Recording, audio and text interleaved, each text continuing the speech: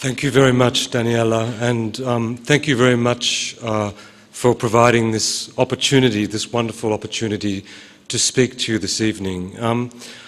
What I want to do is really just tell you something about our faculty and about Monash University and how our background and the research that we've been conducting might help contribute to starting a conversation around how we might begin to work towards some possible solutions for these very, very interesting questions.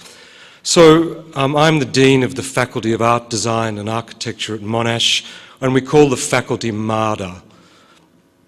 And you may be familiar with our work and our students because students from both architecture and fine art and design are frequent visitors to this fantastic city, and through our engagement with Prato we've really, I think, developed a very, very important relationship with the city, and it's one that we really want to extend further.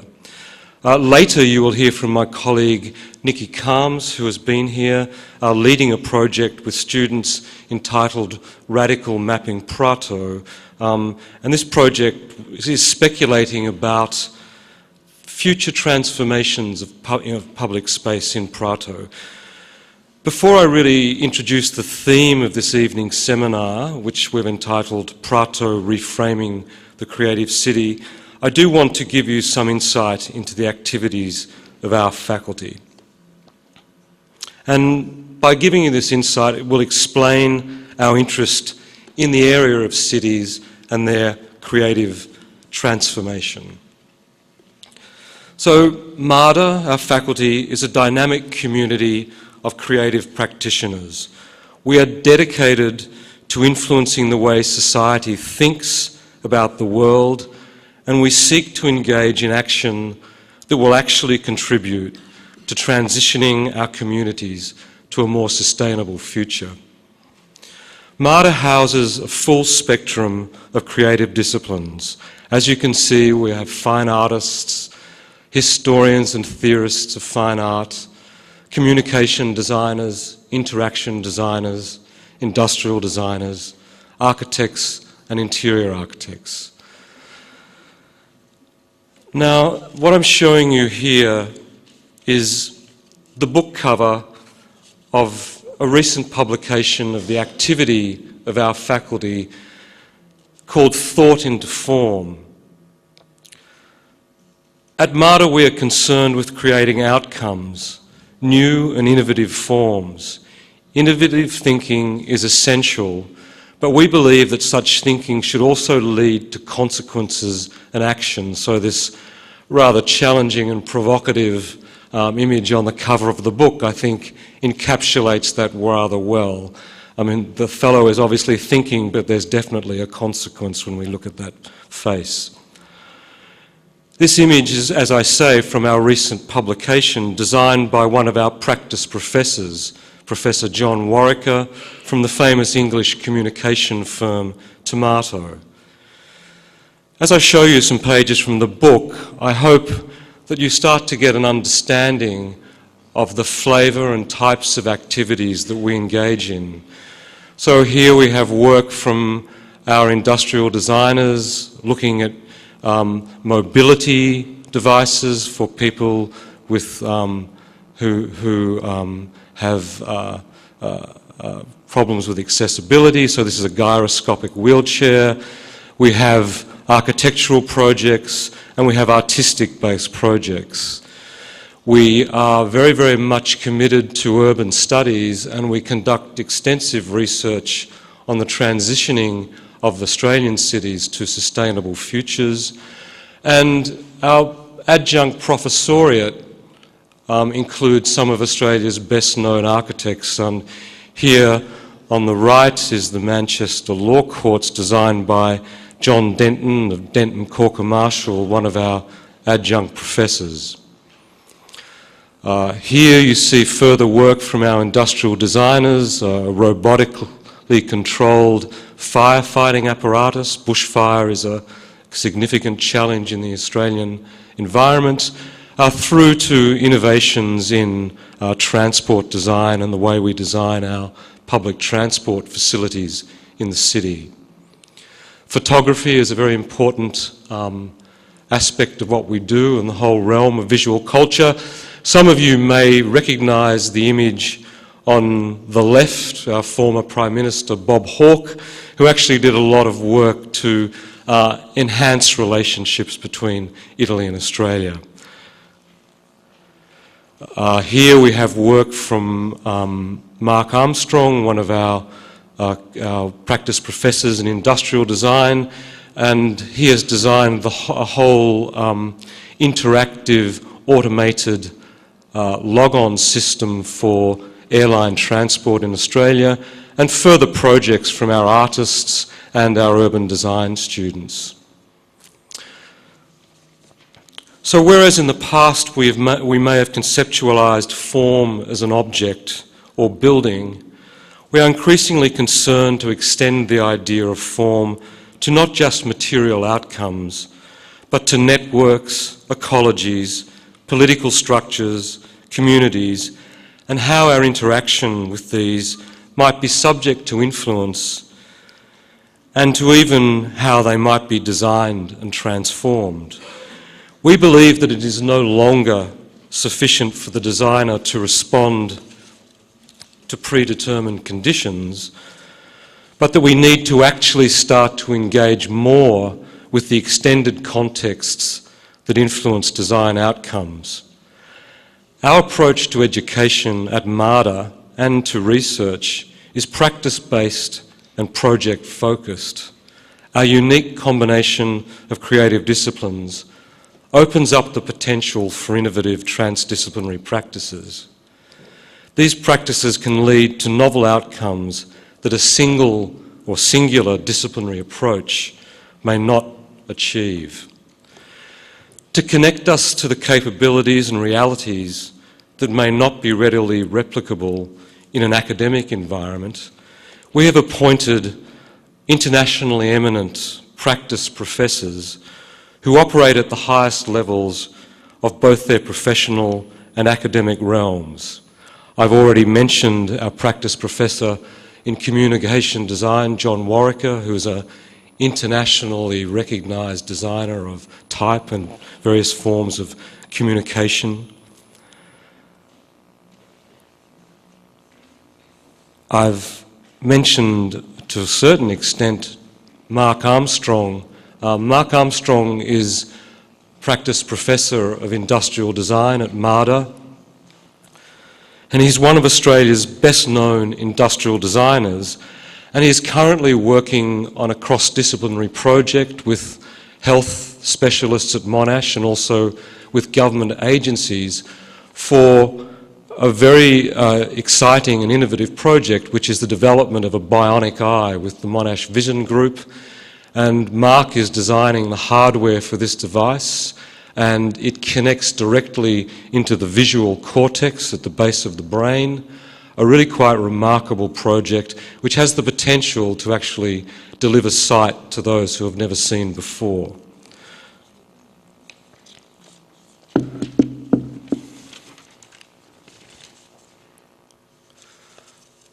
Our practice professor of architecture is Nigel Bertram from the renowned firm NMBW, an award-winning architect in Australia. And the leader of our fine arts school, Professor Callum Morton, is a world-renowned public artist who has works exhibited and installed in Europe, the USA, and across Australia. Our research focus within this creative environment is really to use transformative practice to reach towards building sustainable urban futures and shaping visual and spatial culture. We collaborate with our colleagues in other parts of the university, with the engineers, with medical scientists, with technologists, as well as academics in the arts, as well as with government, industry, and local communities to produce new approaches to complex problems that challenge our communities. Through transformative practice, we prioritise research in these areas I've described. We certainly believe that designers, if they are to be relevant, need to not simply be the crafters of another object, nor the decorators of outcomes over which they have no control. This is a particular threat, we believe, to the contemporary architect. We want to use the possibilities of design thinking to improve the processes that can assist our communities in achieving comprehensively enriching and contributory environments. A very small example of this type of thinking, I believe, is this project undertaken by our students in the small town of Stawell in the west of the state of Victoria, where Melbourne is located.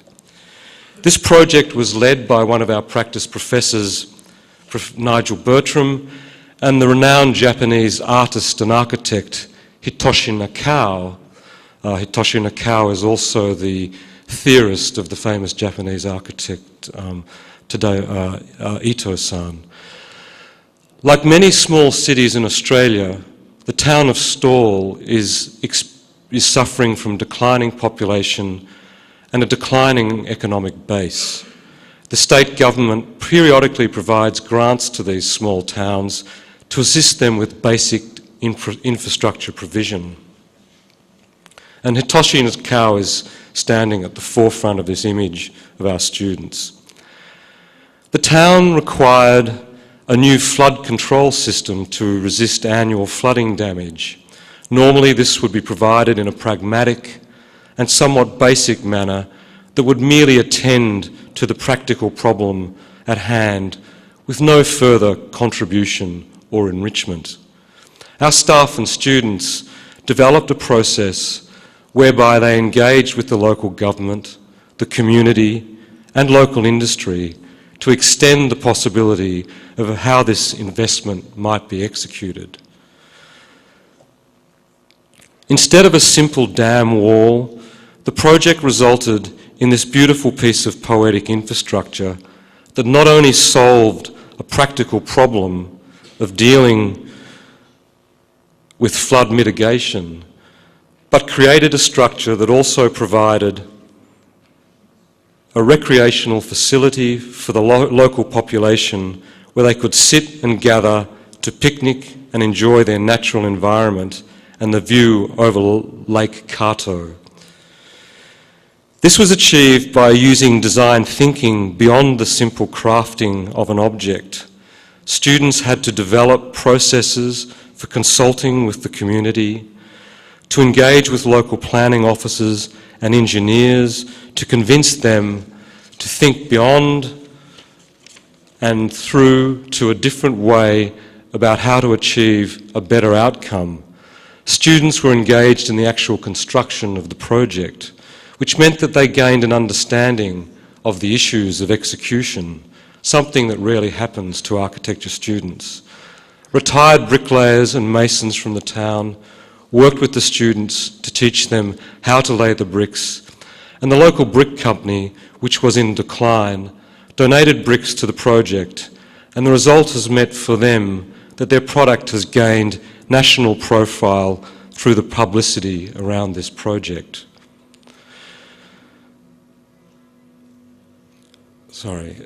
This type of extended project is extremely valuable for our students because it shows them the possibilities for extending design thinking from a fixation with simple material form through to a whole of system approach that has real and enriching outcomes.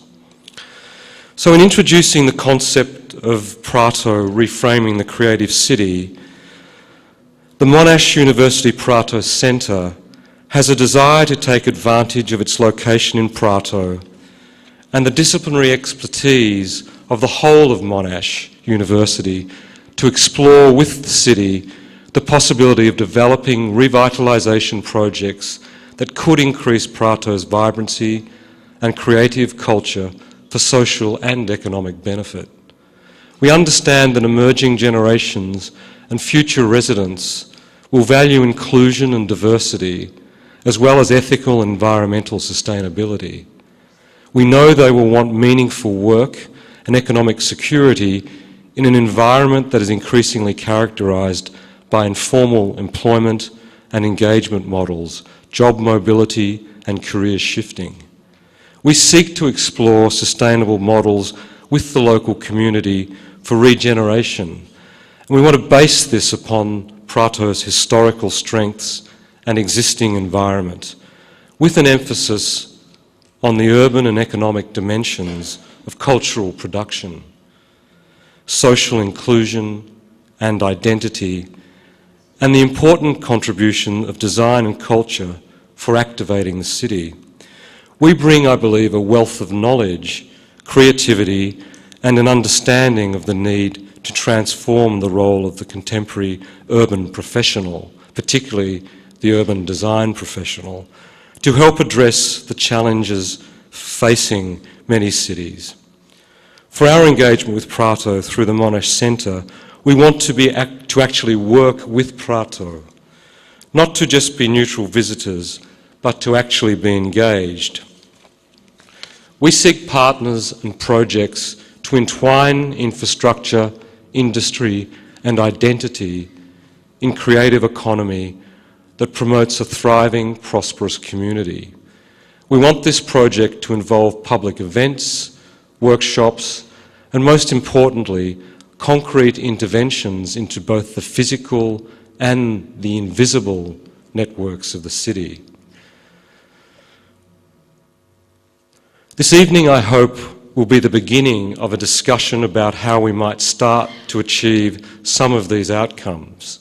We don't know the answers yet, but we believe how we begin this conversation is going to be a very important aspect of how we go forward into the future. To assist us with this dialogue and the ultimate realisation of some of these possibilities, we are enormously privileged to have two internationally renowned experts in creative culture, cultural economy, and the whole concept of creative cities, in Professor Justin O'Connor from Monash and Dan Hill, Director of Fabrica. I'm very much looking forward to a rich and productive engagement with you this evening, but also well into the future. So thank you very much.